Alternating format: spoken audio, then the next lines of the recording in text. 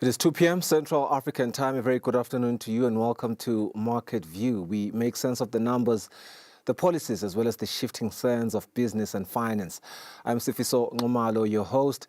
And as always, we are here to bring you the key developments that are happening, as well as the analysis and the insights that you need to stay ahead. On the show today, we have an exciting edition. We examine the economic tremors that set off by the partial withdrawal of the PEPFAR funding, an issue that extends beyond the health sector and into the very core of the business ecosystem. Business Eswatini CEO Eswatini Dlamini weighs in on the anticipated impact and the steps that are being taken to mitigate the shock. Meanwhile, the latest blended FinScope survey reveals a concerning trend, a drop in youth entrepreneurship. Now, with unemployment remaining stubbornly high among young people, we turn to the Youth Chamber of Commerce Industries, Eswatini, to understand the barriers as well as what interventions might turn the tide.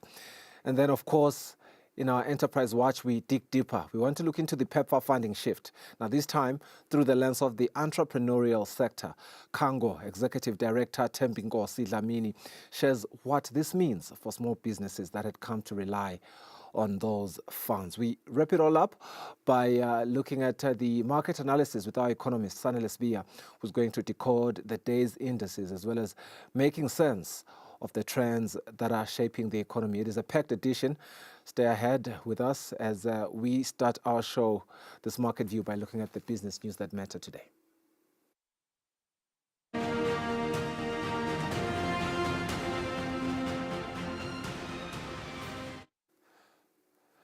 And there we are, our business news. We want to look at the effects of the pause and partial withdrawal of foreign aid by the United States of America, especially under PEPFAR, that will greatly affect the local economy as more private sector companies were working supplying organization under the fund. Business Eswatini's Chief Executive Officer, Eswatini Dlamini, says Board of Business Eswatini has planned a meeting to assess the impact of the situation and forge a way forward. It's an issue that we have been talking about, sometimes in harsh terms. And BE has actually done what you call a street survey, as it were, just to get the views of our members in particular, but then others who are not our members, how they feel about this, what appears to be a precipitous withdrawal of aid. First of all, what they tell us is aid by its very nature is given based on the benevolence and generosity of the benefactor. In this time was the U.S. And there's no legal obligation for them to do so. But also they are aware that this partnership of aid has existed for quite some years. And as you are well aware, with passage of time, there is some expectation that comes into play, and expectation sometimes leads, unfortunately, to entitlement. But what did come out clearly was that even though we are not entitled to this aid, not by a long shot, it would have been very nice if only there was some modicum of, shall I say, decorum in giving us notice, being partners, so that we can prepare ourselves. That did not happen. It's something that appears to them, and I'm talking about the expression of them in the street and our members, that is something that's just done precipitously. And here we are, left to our devices, and we don't know what to do. What is clear to us as a private sector is we will not be totally impervious to this act, which will affect us as a private sector in many ways. Number one, you will be well aware that we talk about here over 1.3 billion of aid that was coming our way, going to organizations that work sometimes within the private sector as NGOs, organizations that were hiring people, that were sourcing things from suppliers. Some of them are members, caterers who were catering for their frequent meetings across this country. If you look at the multiplier effect of this aid of 1.3 billion, you will come up with an astronomical figure beyond the 1.3 billion. And if that is taken away completely from the market, you will feel the difference. And that's what the private sector is saying. We will be feeling the difference, just not only with the retrenchments, the lessened activity in the economy itself. We were wondering, as SBE, whether the Minister of Finance has factored this in post-budget, because I think he wasn't quite aware before he made the budget. Certainly, somebody must absorb this 1.3 billion. And if it's going to come from our fiscus, oh, God help us, because already we have a shortfall of 2 billion from SACCO. And you add another 1.3 billion. Our question is, where is 3.3 billion going to come from? And everybody's looking at the private sector, looking at us. Just maybe because government as a social partner has been eerily silent about this withdrawal of aid. And for good reason, and we understand. But at some point in time, we need to come together and cry over each other's shoulders, and then find ways how we can partner together going forward to try to mitigate, the effects of this withdrawal, which befell us in this kingdom. Despite the high unemployment rate amongst the youth, the blended FinScope survey that was launched by the Minister for Finance, Honorable Neil Reichenberg, last week states that more than half of micro, small and medium enterprise owners are adults that are aged between 35 to 54 years. Now, approximately 24% of the micro, small and medium enterprises are owned by youth that are aged 18 to 34 years, which is a decrease from 27% in 2017. We asked the Youth Chamber of Commerce Industries Eswatini on the challenges they face and the role that they will play in assisting the youth to establish sustainable businesses. The issue of high rental cost for just, because we know you need to rent, even you have the rental even before you even start operating, because you can't get the trading license without actually having the space that you are leased. So I think one of the issues is just high rental space in towns especially. Second one is also, the licenses fees. For an example, when you're an MSME trying to go into the distribution industry, you will pay the same sort of fee as a big company who's going to the same industry. So I think those are some of the things that we're hoping that when it comes to policy, but we all. That is how we cap off our business news. There's more to come on the show. We are in conversation with our business journalist, Nelson Ndamana, just briefly to give us a highlight of what is next on our Enterprise Watch segment, an interesting segment. You don't want to miss it after the break.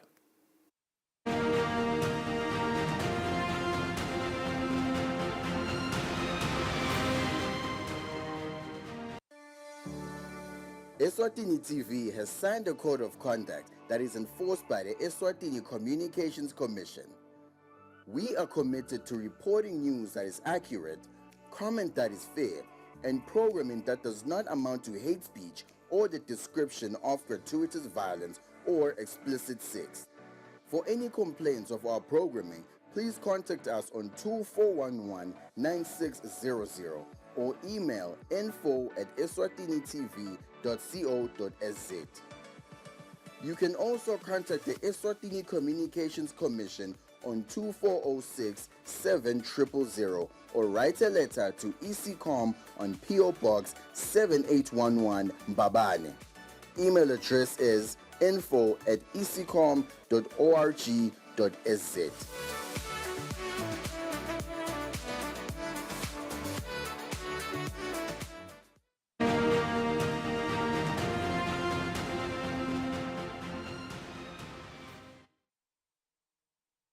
This is our Enterprise Watch segment. Thank you so much for staying with us. There were programs that were rather funded by PEPFAR in the entrepreneurial sector, which now have their funding in limbo as non-health and life savings projects has been stopped. Business journalist Nelson Ndangamandla had a sit-down with the executive director of the Coordinating Assembly of the non-governmental organizations known as Kango.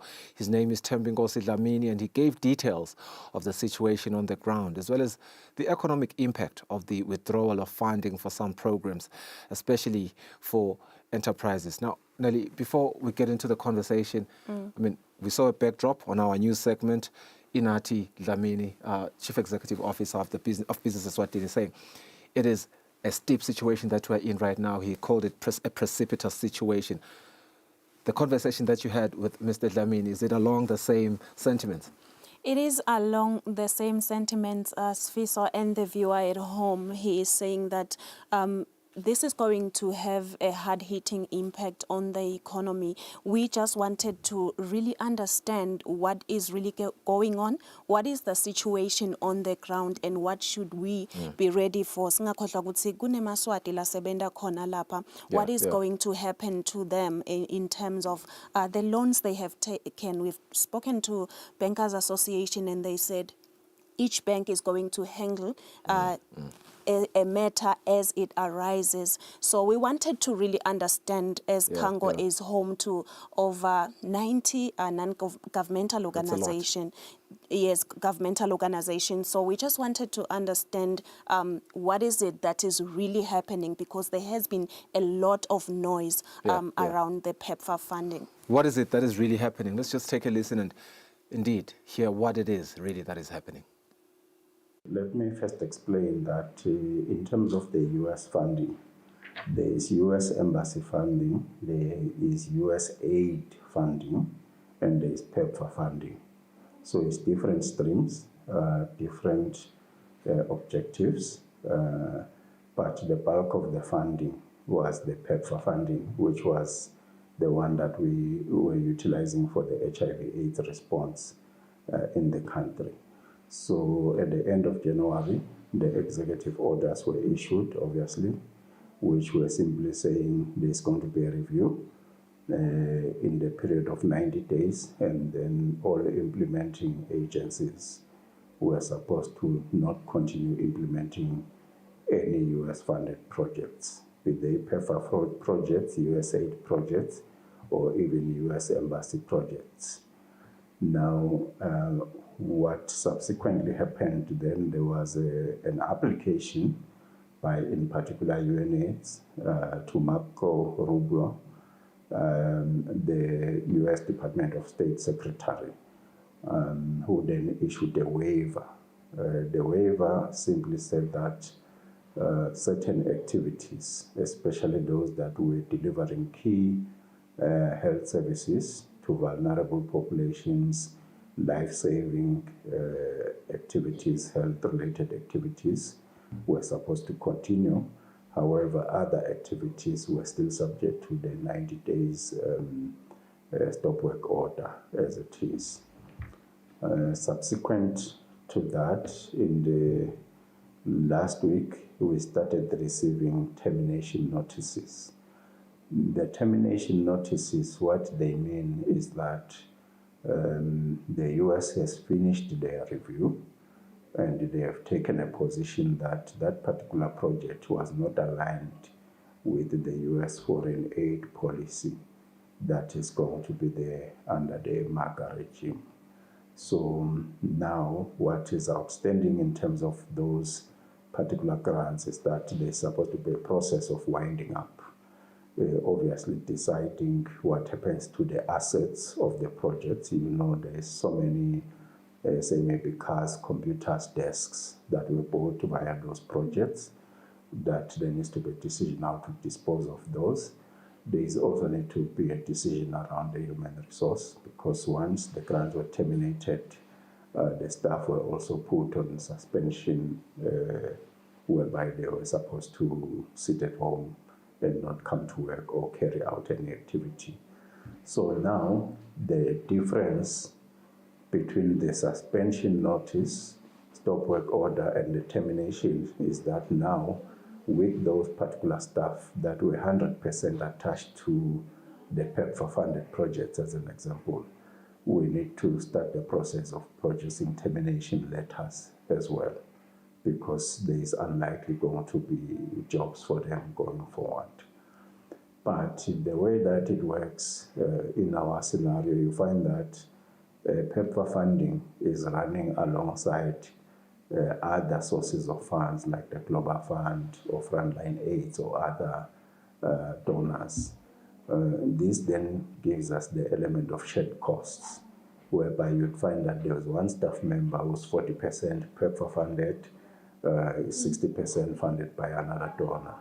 Now, there is a problem with regards to those people, which means other than just the impact on the PEPFAR funded projects and activities, there is likely going to be impact in other donor funded projects as well, because sometimes if the contribution by PEPFAR was 60% of a particular staff member, that staff member might decide to say, no, I'm not going to work for 40% of my time or the money, and decide to quit. It is within their rights to do so.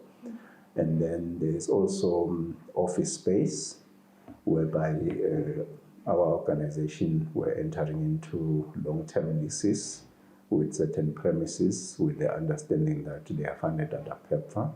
Sometimes the rents were paid directly from the PEPFAR funds. Sometimes they were partially paid by PEPFAR. So some of those organizations are now sitting with offices that they do not know what to do with the office space, because the PEPFAR staff is no longer there, and they are in a challenging situation because of the need to find the money to pay for that space that they were utilizing, whilst at the same time trying to serve notices. For instance, you know that with lease agreements, sometimes there's a notice period of maybe a year or 3 months, whichever the case may be. Of course, some of our organization had a fleet of cars, PEPFAR-funded cars. Most of the cars, the instruction is that you park those cars. You are not supposed to use those cars because they are PEPFAR cars until a determination is made about what to do with those cars. Maybe they are going to be sold, which means downstream, those companies that were servicing the cars or fueling the cars, or the people who were driving the cars, are now affected in terms of their business activities. So there's a lot of impact downstream of the funding cuts than simply these are the NGOs that are affected. You know, when it comes to commodities, your PrEP, your condoms, your ARVs, and other such commodities as reagents that are used in the labs, most of these commodities were purchased through PEPFAR funds. So those companies that were supplying the NGOs and also government departments and laboratories of those commodities, you will find that they will have a challenge in terms of sustaining their operations without this funding. He says the situation is quite steep downstream. It's a lot that has been affected, but the conversation didn't end then. And this is where we get to appreciate what Market View does and the job that you do, of course, because to a lot of people at home, they think it was just maybe 2 hospitals that were affected and maybe some of the patients and, you know, the employees there, but it's quite deep. Yes, so on the show we look mainly at the economic side of things. So we wanted to know what is happening on the entrepreneurship side, what is going to happen in terms of the impact on the economy. So he also gave us a clear explanation what was happening. But I want to make it clear that he did mention that the life-saving projects were not stopped, like your ARVs and everything. He made that clear. Yeah. But still, you know, we can make an argument.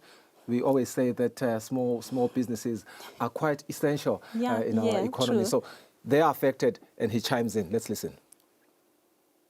We wouldn't know exactly which businesses or which particular projects have been stopped at this point, because you will remember that the termination notices are given to each organization as the review is being finished of that particular project. So we do know that most of the life-saving projects, health-related projects, maybe they've not received the termination notices. But those projects that are non-life-saving, non-health-related, because remember the US government was also supporting entrepreneurship projects, women empowerment projects, fighting gender-based violence projects, and also projects promoting human rights and governance. So some of those kinds of projects have been terminated, which means that in instances where, for instance, the US was helping an entrepreneur to source certain machinery for their business enterprise, you might find that that particular business enterprise will no longer benefit from that machinery. However, the nature of the project is that sometimes the project is partially grant funded and then partially loan, which means is a local bank that comes with the counterpart funding.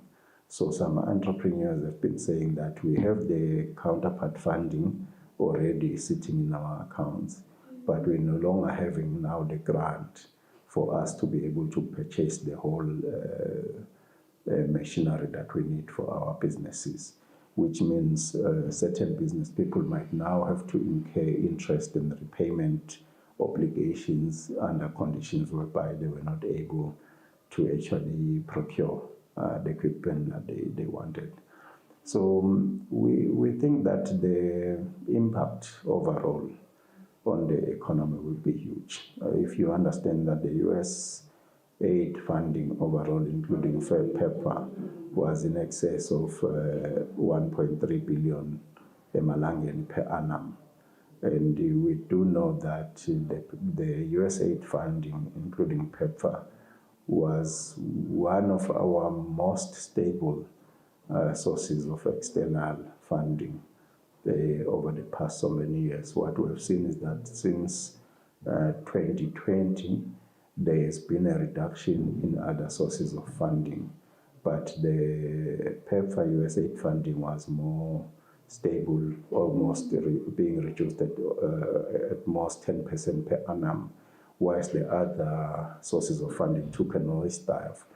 The reason why this was the case was because of the challenges that we see globally. For instance, the wars between Russia and Ukraine, the issues in Gaza, in DRC and others, but also issues of climate change were taking a toll.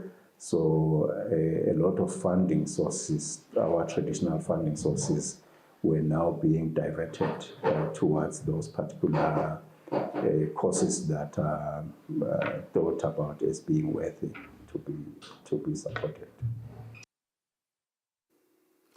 24 minutes after 2. We are running out of time, but we still have the market analysis.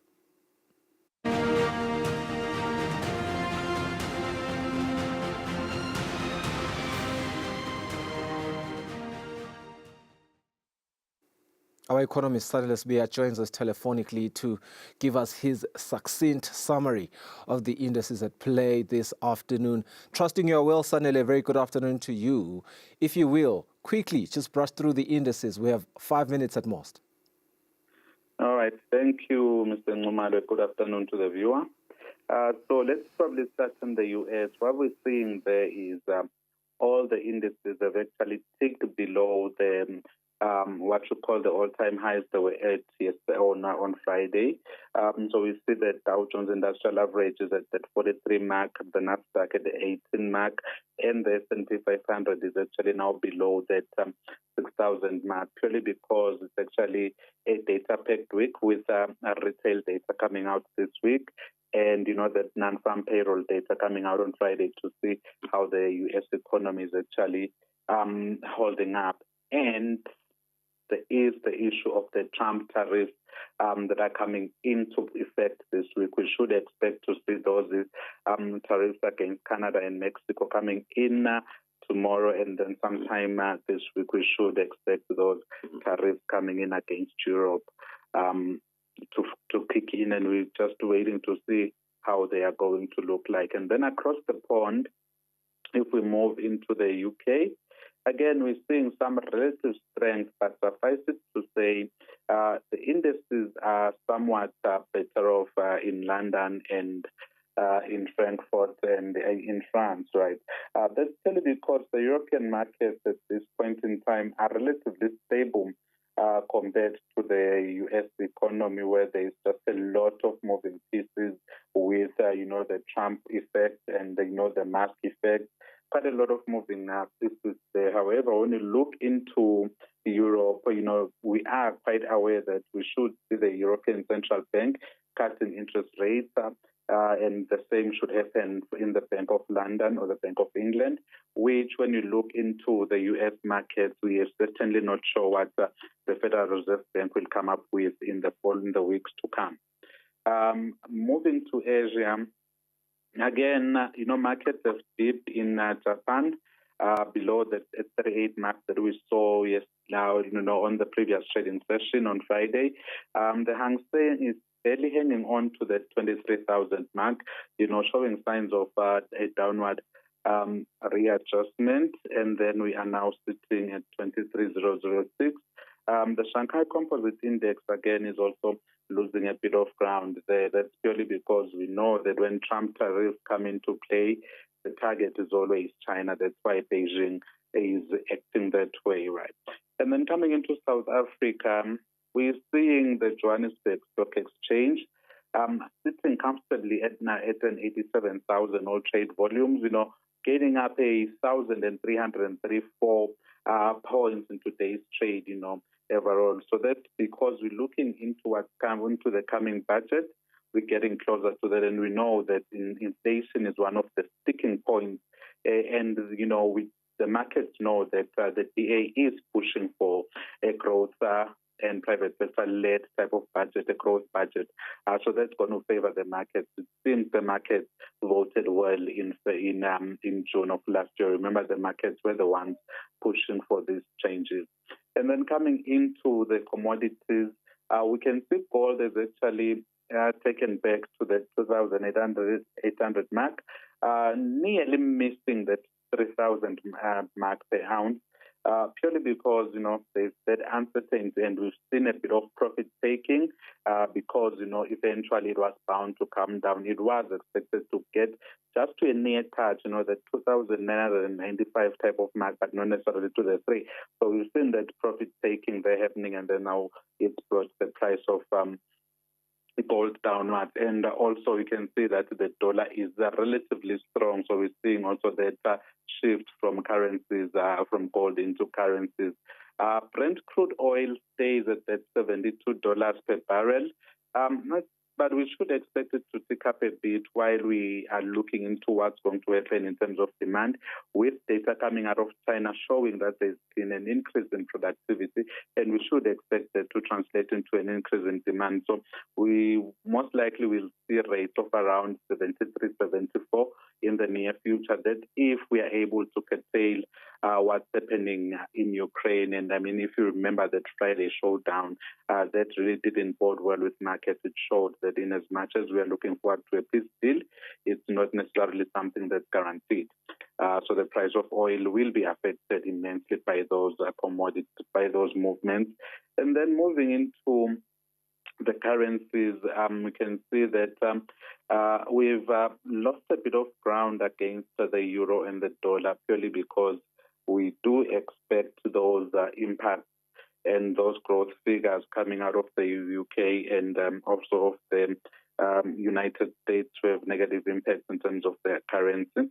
And we've gained a bit of strength against the Japanese yen purely because we're seeing the Bank of Japan trying to balance with the next policy path for propping up the Japanese yen, but they don't want to go too aggressive at it such that it ends up affecting their export performance. Thank you, Mr. Newman. Thank you so much for your time and insights this afternoon.